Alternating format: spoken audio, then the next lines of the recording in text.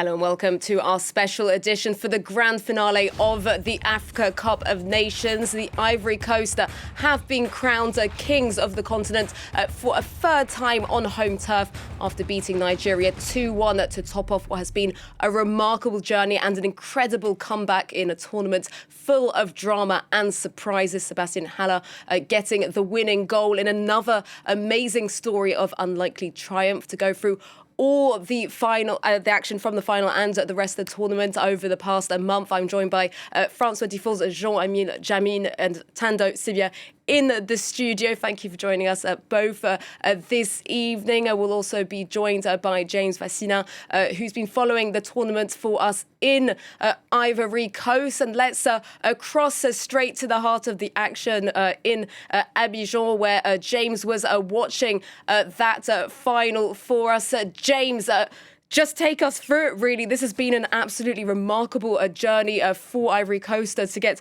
all the way to this final and then win it on home turf. They were on the brink of going out after a very disappointing group stage. They sacked their manager. Just run through everything for us. Selina, where do you start? It's a script that even if you tried to write it, you'd have difficulty with coming up with something with as many turnarounds as this one. Tonight, it seemed as though Ivory Coast was so close to scoring, but no, they managed to actually concede the first goal. And once you put everything into context, it was just absolutely incredible to see. Once the equaliser came in, the crowds, everything shifted, the dancing started, everything just went up a nudge. And because, yes, it seemed like Nigeria sat back a little bit too much to let the Elephants come in and then get that winning goal. An absolute incredible performance from them all throughout, and it seems likely that they would win tonight, considering the amount of incredible things that have happened to them over the last few weeks.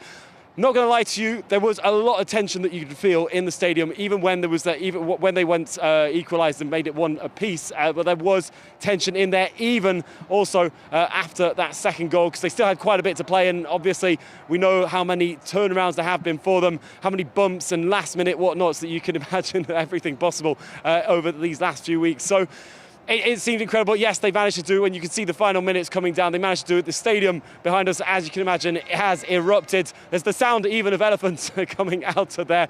The few Nigerian fans who are in there are actually already heading home from what it seems just by the side of us. Not that many Nigerian fans in the stadium, as you can imagine. Everybody here wanted to be there. So many white and so many orange shirts in there. To see the Ivory Coast, yes, win the trophy, lift it on home turf after what's been an incredible 4 weeks, Selina.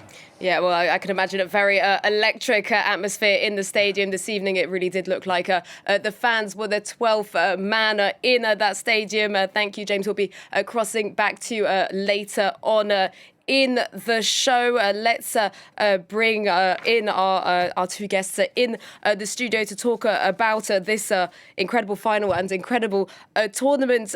Really, where do we begin? This was remarkably Ivory Coast's first goal in open play in a tournament. Well, now they have 2 goals in the tournament. Just what a remarkable achievement and what a remarkable journey. I think that final was an epitome of how this entire tournament has been. Sensational from start to finish. In my living memory, the best Africa Cup of Nations I've ever seen. And I think that's testament to what the whole staff has done under Patrice Motsepe and also Ivory Coast under Idriss Diallo, their federation. Congratulations on a stunning tournament. But that final, oh my word, it just had more swings and roundabouts than a roller coaster. I mean, when Nigeria went ahead through William Troost-Ekong, you thought that here we go again. And then they managed to pick it up by their bootstraps, Ivory Coast, equalising Frank Kessié, and then just towards the end, that man, Sebastien Haller, coming up trumps with the winning goal. Well, let's talk about Sebastien Haller, because it's been a remarkable journey for the Ivory Coast. Thando, it's also been an incredible journey for him. He fought to be back fit for the semi-finals. He got the decisive goal in that one. He's got the winning goal in the final. He, not that long ago, recovered from cancer. It's a remarkable journey for him. What a sensational story. I think this is like something of a fairy tale. This is a man who a few years ago was considering giving up international football, and here he is doing what he's doing right now. I don't think this is the end of what we're seeing from Sebastien Haller. I think he's going to continue and do even greater things with Borussia Dortmund. But let's keep it here. I think what he's done for Ivory Coast in a space of, 4 or 5 games is absolutely insane. I was just doing a comparison earlier of the starting lineup between today's starting lineup and the same team that played against Nigeria in the group stages. The change. Adingra, Haller, Gradel. And that's all you needed to get the winning formula. Obviously, there's so many other different changes. I mean, you even have the change of the coach himself, which I think that's also some man that we have to really congratulate for stepping up. We have to give him a lot of credit, right? Plenty. He turned around a sinking ship. Yeah, definitely. And I think he's been there. It's not that he was somebody who was just called up from nowhere. He was there assisting Coach Jean-Louis, and I think he was there just thinking, you know what, if I just took up these boots, I could fill them up quite well. I do want to go off on something and say that it is possible that there was some kind of mentorship, I suspect, from Didier Drogba, or even just, I don't know if he was there to say, just mention a word to the team in terms of motivation, but you know what? This has just been sensational. Just watching the evolution of the Ivorians during this tournament as a nation, as a team, as a federation. It's just a beautiful story, and I think they are very deserving of this title. Indeed, it's been a remarkable journey, but let's just touch quickly on the runners-up, Nigeria, who have, of course, also had an exceptional route in this AFCON tournament. We can actually get some reaction now from Nigeria and our correspondent, Chinwe Ossondu in Lagos. What a lot of disappointment where you are, I can imagine. What is the atmosphere like? Before the match could actually come at its end, you had people already leaving this fan zone that I decided to watch the match here in Lagos, and actually it was so disappointing. They were already disappointed before the match could come at the end. According to the fans that I spoke to, it was Nigeria did not really perform at its best because they decided to play a defensive game when they were already at the finals with the pressure mounted by the Elephants of Ivory Coast. So it was actually not the optimal or the maximum that Nigerians, the Super Eagles, could do tonight. So fans are actually disappointed, and they're congratulating the Elephants, who they, for according to them, have done their best and they deserve to win this game. Well, the Super Eagles will have to wait for their fourth title. For now, Chinwe Ossondu in Lagos. Thank you very much for that analysis there. Jean-Emile, will Nigeria have some regrets, though, because they started off the game on the front foot? There was then some pretty terrible defending, it has to be said, that kind of gifted Ivory Coast, unlike Nigeria, who've had quite a solid defence in this tournament so far. Well, that's the thing, exactly where they will feel that they've fallen short, right when it mattered, because they've been doing so well up until now. This was the very first game that they conceded more than one goal. It's really remarkable how in the final that one moment can cost you. And it was just some really shoddy defending at the back post off a set piece that allowed Frank Kessie to steal in and equalise. And not something that you have associated with Jose Pesero's team in this tournament. They've really been tight at the back, marshalled incredibly well by William Troost-Ekong. He's had, honestly, a tournament. He's had a very good tournament itself with 3 goals. I will get to it later. 3 goals as a defender and leading his side as captain. The way that he's marshalled the Eagles is just incredible. And then, obviously, you've got behind him Stanley Nwabali, who's possibly, before this match, I would have said, along with Ronwen Williams, goalkeeper of the tournament. You couldn't really separate them. And then all it takes is one moment, and it's that one crucial moment. So, of course, Nigeria is going to be looking back and say, what an opportunity missed. You go ahead in the final, and then you let the hosts come back. And once they came with that tidal wave, there was no stopping it. And yesterday I did say this, that all it will take for the Ivorians to do is to crack Nigeria's defense. It wasn't opportunities that were necessarily created from open play, because when it was happening in open play, Nigeria's defense was very well organized. The first goal came from a set piece, and I think that's where they were found wanting. I think when we discussed this earlier on, we did say that Sanusi was maybe the weaker link in that defense. And I think it was those intricate moments where the Ivorians definitely capitalized on that. Was it sheer chance or luck? But I do feel that if Nigeria go back to the drawing board or look back in the books and play this game back, they weren't incredibly awful. I don't think they were the worst side, and I don't necessarily think that their defense was that bad. Were they a shadow version of themselves? Definitely. And especially when you're coming up against an opposition as quick and as creative as Ivory Coast's front line, especially considering the ones that I mentioned. Did you see Adingra from the first half? I mean, he missed a bicycle kick similar to the one that Haller took in the second half. So you can see that when you have Adingra coming in on the left flank, doing what he's doing, creating the chances, he has pace on him, he's creative.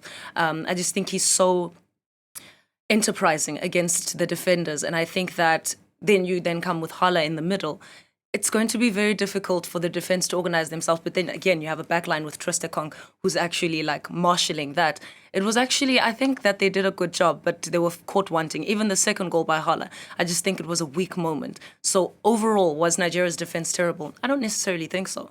I think also you saw Nigeria, once that equalizer came, they started hanging back, and they weren't finding the ball into the feet of Victor Osimhen. It's too long for them to hold on and not concede. Exactly. And then once that happens, then the midfield starts losing that battle against the likes of Seko Fofana, against also Jean-Michel Seri. He was great dictating play. And what that means ultimately is for Nigeria, they can't get it to the likes of Samuel Chukwueze. They can't get it to Moses Simon when he comes on.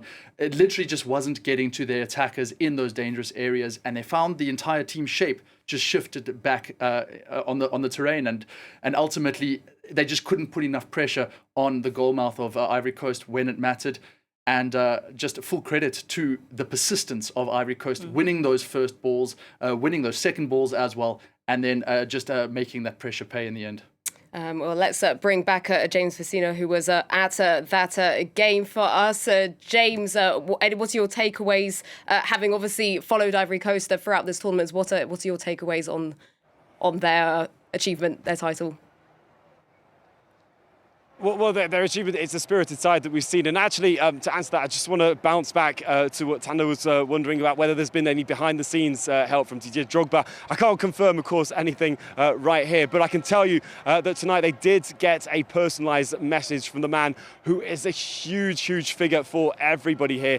Whether people are into football or not, he's a massive, massive figure, what he means for the country. They got a personalised message from him on the video screens within the stadium tonight to start off the ceremony. After that, they also got a performance from Alpha Blondy, the reggae star, widely credited for bringing the music to the country in the 80s, and a huge, huge figure, of course, here. And after that, there's also Tamsir, an artist who have pretty much almost stolen the anthem from this AFCON. Kuju Martou, look it up if you haven't seen any of the dances in the stadiums. It's something where everyone's clapping their hands every beat, and that is exactly what's been happening every time that the Ivory Coast has scored a goal. There's been that song, rather than the Magic System song, going around the stadium, and that has spirited the side. An idea that they've actually beaten the enemy, well, beaten the opposition, let's say, and it's exactly what happened as they won that title again tonight. So it's a spirited side that's been all over the place,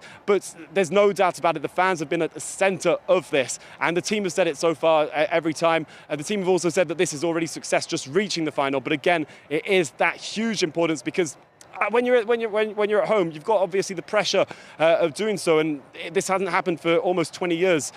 And in the end, they managed to make advantage of it. They managed to feed off some of the tension and feed off just some of the enthusiasm coming from everything. I don't know whether you can still hear the chants going on in the stadium behind us, but nobody from the Ivorian side has barely left for now. So I'm pretty sure there's a very, very big party coming on from everyone, from the crowds and also from the entire squad, of course. Yeah, I can only begin to imagine the scenes that you'll be witnessing this evening in Abidjan. James, hopefully you get to enjoy some of the local party, and we'll have a little surprise for you later on regarding that Coupe de Marteau song which you mentioned earlier. Just quickly on this final again, when we knew who the final four were, I think it's safe to say that everybody wanted it to be these two teams, these two African powerhouses who are also such big rivals. Was this the fitting climax that we got for, I think, what we can say was one of the best AFCONs, if not the best AFCON in history? Well, I mean, you're asking two South Africans here, so I have to say, I mean, obviously we're going to look at this slightly slanted, but at the same time, in terms of consistency, certainly Nigeria showed all the way through that they did deserve to be there. This is the first game they lost. So, I mean, full credit to them, especially when you consider where they were coming from before this AFCON tournament, off the back of several pretty poor results in terms of their World Cup qualification, their AFCON qualification. Wasn't a clean ride under Jose Peseiro. But look what they did. They really brought it up. And there was just a method to their play, and you saw it coming out every single match. Ivory Coast, I mean, it's just it's the most remarkable phoenix rising zero from the to ashes. hero, isn't it? So to finish as the third place team, if I can just explain that, the top 4 third place teams from the group would ultimately go through to the knockouts, and they were the very last team to make it through. They had Morocco to thank for that, and our colleagues have said that when they've been taking taxis, that there have been Morocco flags next to Ivory Coast flags. So I think just based on the story itself, I mean, written in the stars, and on that basis, absolutely, to see the hosts go on and win it for the third time now, it's just beautiful. It really is. I think the Ivorians did have a fighting chance in this one, because I remember just looking back at my notes from the beginning of the tournament. Would I have drawn them out as possible winners? No. We were all looking at Senegal and Morocco, but I did notice that they did have a few strong young players, that they did have a very good setup. We did mention the Fofanas, and even from the beginning, a lot of other sports journalists themselves were also mentioning this, and this was something that did catch my eye, was that in their starting lineup, just the possible starting, they were quite strong. And then you saw the build-up, and then you had the likes of Haller coming into the dispensation, and then you just see the adaptations or the adjustments. So I do think that when they scraped through the needle hole, the Mbobori and Alite that I always mention, then I think that was when they definitely unlocked the things that we were supposed to see from the beginning of the tournament. It was just unfortunate, that 4-0 defeat that they suffered against Equatorial Guinea, and I think this is kind of like some kind of revenge. I think it's such a sweet story. Like, the story just never ends. In 2015, they wanted Equatorial Guinea, and then Equatorial Guinea goes and almost knocks them out of the tournament, and when they're hosting. And I just think this is like, it's beautiful storytelling, but then if we're taking it away from all the beauty and all the storytelling, because we can go to town about it, I just think that the Ivorians definitely stood a chance from the outset, even in the qualifiers performance. I mean, coming into it, they had a 9-0 victory against Seychelles, and then 2-0 against the Gambia. And then when you're comparing it against Nigeria, they had a 1-1 against Lesotho and a 1-1 against Zimbabwe. And that's why, coming into the tournament, we weren't necessarily looking at Nigeria to be the strongest, but we didn't expect them to perform as great as they did. So again, I tip my hat off to Coach Peseiro for what he's done with this side. I do think that when he leaves here, he can then go and say that he did a stellar job. And I think even when they go back to Nigeria, they deserve a big celebration, and they deserve, I don't know, a parade and everything as if they won, because they did a very good job. And I just don't think anyone considered them to win. And they actually came here and pulled off something magical. Yeah, well, that's safe to say that it's definitely been a tournament full of surprises and unpredictable moments. Let's look back at the tournament itself. We can cross back to James for this one. James, this was the first time that the Ivory Coast have hosted AFCON since 1984. There was so much excitement beforehand, and we've obviously touched on the incredible atmosphere that must be going on right now. But what in general has the atmosphere been throughout the tournament? We very much got the impression that despite the ups and downs throughout the tournament, Ivorian fans have been behind their team.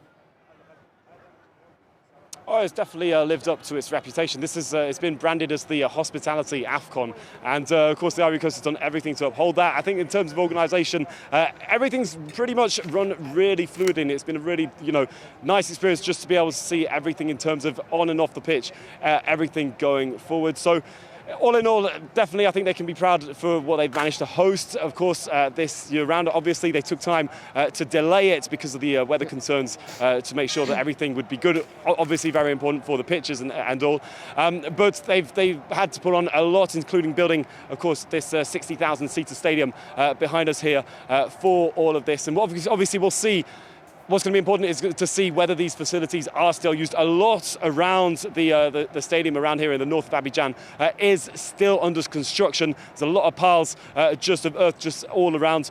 And we'll have to see, because this is quite far out for people to travel to. It's not clear who's going to actually be playing here afterwards. Perhaps it's going to be a place for some teams, such as neighbouring countries, who cannot play at home to come and play their fixtures here. That's, as every time with every tournament, obviously going to be a big concern that we will also have to follow up. James, just other than some ticket issues at the beginning, things seem to have run very smoothly in this tournament. Like you said, the stadiums have looked very impressive. We've not spoken about unrest as we often do at tournaments. Most people would agree this AFCON has been a resounding success and a good publicity campaign for Africa and African football. Yeah, definitely, absolutely. I mean, it's worked really nicely in that sense. And in terms of for the ticketing, of course, it's very often an issue with the Africa Cup of Nations. There's a lot of parameters to take into account. You can't just it's not just one rule per every stadium. Sometimes it's the cost. Very often it can be the location for residents, and all of that can make it very complicated for everyone to reach there. I think we have appeared to have lost James. I'm sure there's lots of Ivorian fans on their phones which are causing problems with our signal. Let's cross back to the studio. We're going to move on to the tops and flops. And unlike usual tradition, I would say, we're going to start with the flops, because I would say this has been a big part of the story at this AFCON. Most of the continent's giants are really disappointing. We're going to start with some teams and then go into the flops. Maybe one of the biggest flops in this tournament were Morocco. They came into the tournament, maybe one of the hot favourites after their heroics at the 2022 World Cup. They were the first African team to reach the semi-finals. They were stunned by South Africa in the last 16. They are serial underachievers at AFCON, but there was so much hope they would really shake off the curse this time. I think for me, the biggest flop wouldn't even be their performance in the tournament. I was just disappointed in Coach Walid Regragui's performance against Chancel Mbemba in that game against DRC. That was the main flop for me, because why would you do that as a coach of your caliber with so much respect? You know, I just think that's where it went south for him and perhaps then the team, the way they carried themselves, following players into the tunnel after the game, causing a big hoo-ha. I just think that was poor sportsmanship. And I think if we can then say the football gods came, and you know how DRC have been saying justice de Dieu, you know, I just think that was what happened during the tournament. And that's potentially one of the reasons why they became lesser favorites for me in the tournament. So if that's a flop, I would then say that it was the lack of sportsmanship on their part, especially for a team that was viewed so highly and respected so much. They didn't necessarily have to do that. Yep, for sure. Another big team that crashed out even earlier was Algeria, Jean-Emile, in the group stages. They also crashed out the group stage 2 years ago when they came back as the defending champions. What has happened to this side that was so feared in the past in Africa? It's remarkable, really. I mean, it seems like they ran out of gas after that 2019 win, and they just couldn't find it within themselves to score goals. Their main players were not coming, tops, and that's in the group with, you got to bear in mind, that's Angola. It was Mauritania. Getting their first ever Africa Cup of Nations win against Angola, which is against Algeria, which is just something remarkable. And then, of course, Burkina Faso. So to come bottom of that group was, and you would never have found a single fan who would have believed that would happen. It was almost a shoo-in that Algeria would shake off the curse and make it through. For me, they were the most disappointing team relative to how you thought they might perform. And I can't say Egypt were that great. In fact, the top 5 ranked African teams coming into this tournament all went out before the quarters, so or at the quarterfinal stage. That's just remarkable, and it also speaks to the magnificent story that this AFCON really brought. Everyone was humbled, and it takes no prisoners. It's amazing. Right, so yeah, definitely been a very unpredictable one. Thando, why have big teams struggled so much in this tournament? Is it a question of smaller teams getting better and better rivaling the bigger teams? I think so. I think definitely a bit of both. You do then get to have big shoes coming into the game. You have big players. They have their commitments and their focus and attention on the bigger clubs that are paying them more elsewhere. And I think that then it creates this kind of disparity between the big players and the small players and the change room and the locker room and everything like that, even with the coach himself. Then you're finding a player who plays with Jurgen Klopp who's coming with a coach who does, okay, well, let's not use that one as an example, because I respect Coach Cisse and I think that he's respected in the Senegal structure. So perhaps that wasn't the greatest example. But I do feel like the bigger teams might have come in here with a little bit less preparation than the smaller teams. And I do think that it's been years coming. I think if we look at the likes of even South Africa, if you look at the likes of Ivory Coast, in how they've been building from development, look at the structures. I think one thing that we really should be looking into is also the technical staff of these teams. I've been following South African technical staff and look at their placement around the world. Their strength and conditioning coach, Kopano Melese, is based in Saudi Arabia. And then you have their technical director who's basically traveling the world all the time. And I do think that it's this level of research that goes unspoken for when we do have these discussions, that we speak about the end product. Why is Williams as great as he is? It's because he's an amazing player. He's got a very strong head on his shoulders. But at the same time, it's the preparation that goes into the becoming into these big matches. So what is the research that is done? If we look at the 4 penalties that he was able to stop, they all came from the same side. How do you then see those kinds of things? By observing the opposition, that they take their penalties and they take their chances from a certain side. And I do think that when we're looking at those kinds of things, I do think the technical staff of these respective quote unquote smaller teams will have to be also respected, and also the development structures and how they've emerged in South Africa. And again, this might seem biased, but this is something that I've been following for a while.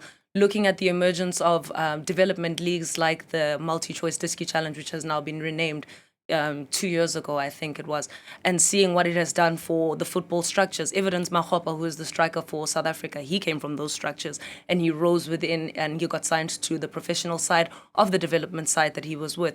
And then they evolve in that. And so you look at the development structures and how it builds up.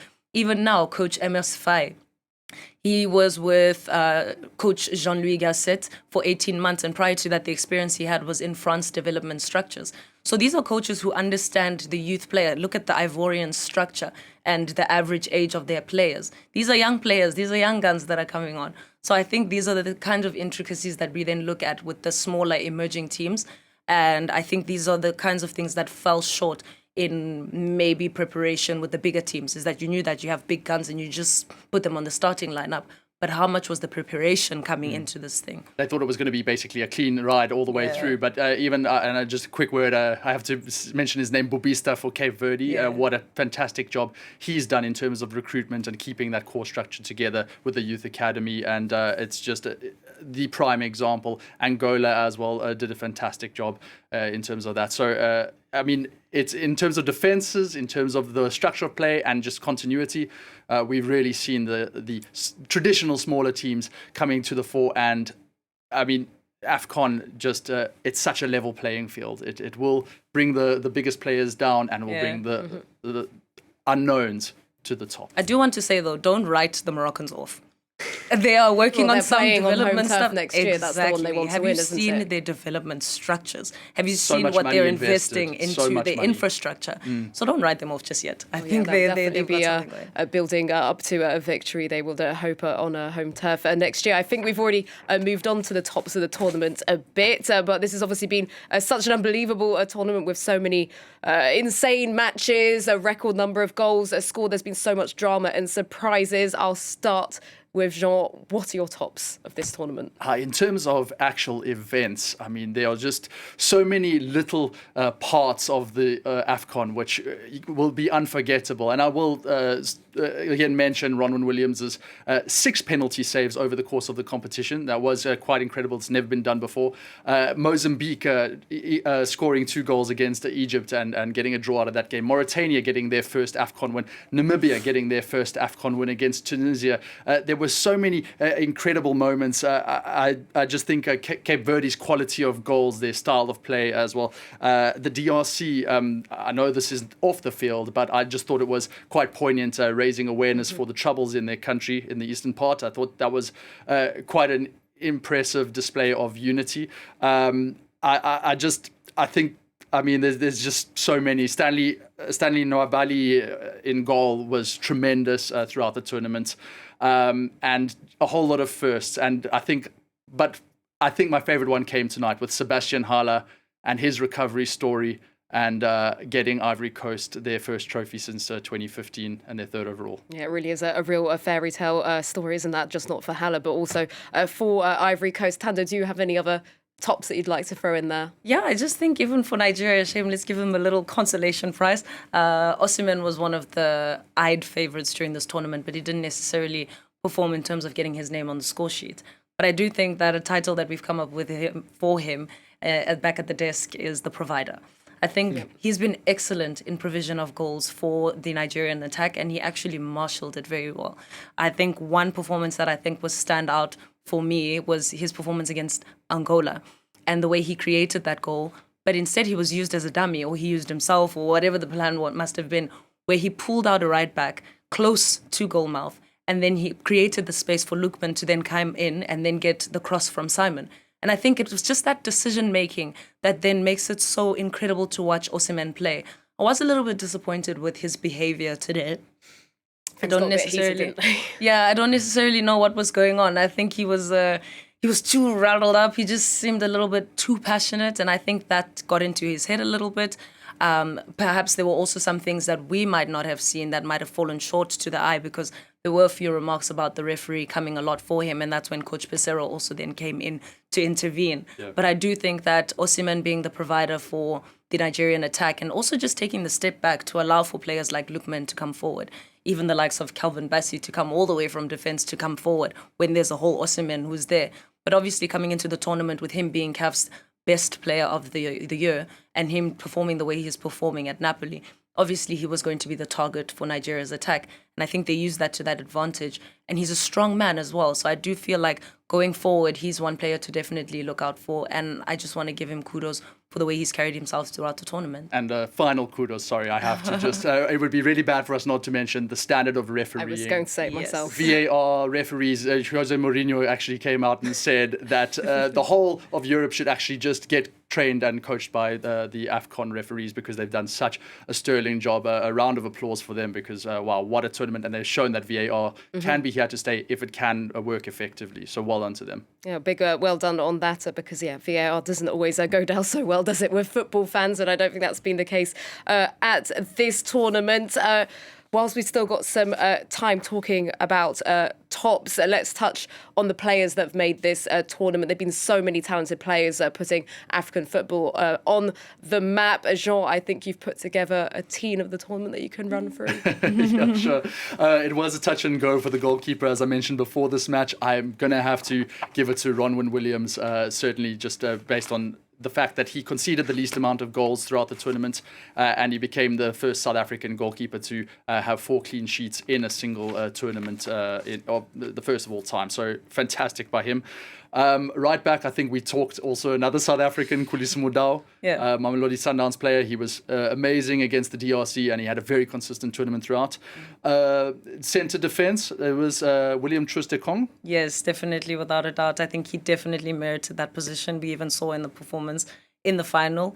He kept marshalling the defence, and even him coming out of defence to then play that extra role. But if we're keeping it with this ideal team, defensively, solid player. Very solid. And if you partner him with Chancel Mbemba from the DRC, who really shut Morocco down, and he marshaled that defence to a truly impressive run. Their first loss came against Ivory Coast in that semi-final. I think we would put him next to William Troost-Ekong. A dangerous pairing in leadership as well. I think the mental clarity and the mental strength that the both of them carry is what carried their respective sides. So big ups to those two players. Then Rizlen Konan, left back for Ivory Coast, and he set up Haller for that winning goal this evening. But he's shown so much threat throughout the competition. Unfortunate to be on the end of some losses, but really a lovely balance and attacking threat on the left side. Centre defensive mid, I've gone for another South African. I'm really sorry. Ooh, bit of bias. I know, but Tebogo Mokoena definitely deserves it. Yeah, I could not see past him. I thought he was tremendous this competition, spraying the passes around, showing leadership in the middle of the park, and playing like a real solid unit of a player. 2 Ivorians, I think, in the centre mid pairing with him. Hey, Seko Fofana and Frank Kessié. Not sure about Frank Kessié, but it was difficult to this go match. He can definitely take it. I just think throughout the tournament, not necessarily sure he could be replaced by a different midfielder, but I think in this particular match, he then raised his average to the top. Yeah. Then Ademola Lookman, the Nigerian, with 3 goals. I personally really enjoyed his play on the left-hand side. If you partner him with Victor Osimhen up top, I mean, it's great chemistry. I think we can agree that partnership up top would produce a lot of goals. It was one of the best to watch, actually. I don't know how they did it, how they were able to come up with that, if they just unlocked each other on the field of play. But it's just sensational to watch, and I think they definitely merited their position on this one. And then final position on the right wing, I could have said Emilio Nsue from Equatorial Guinea. Brilliant tournament, ends the tournament as the top goal scorer with 5. But we've actually gone with Gelson Dalla, that's correct, from Angola. 4 goals throughout the competition, and it just spoke to Angola's free scoring football. So that's our 11. I think it could make for a very interesting one, which could possibly win a competition. Yeah.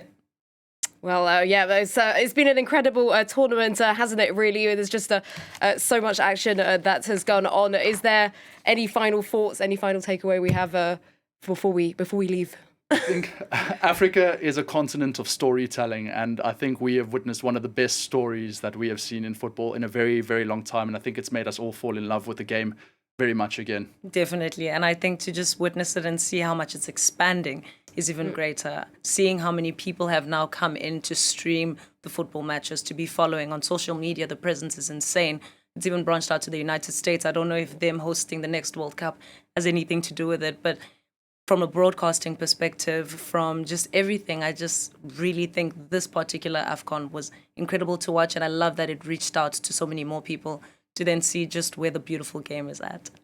Yeah, I think it's safe to say that this has been a tournament that will be remembered for a long time. Thank you to Jean-Emile and Thando for joining me in the studio this evening. Thank you also to James in Ivory Coast and Chinwe Ossondu in Nigeria. We will be leaving you with our colleagues in Ivory Coast who have given us their very own rendition of the Coupe de Marteau, the hit that's become the song of the tournament, along with Tam Seer. Thank you for watching. We'll be back next year for Morocco 2025.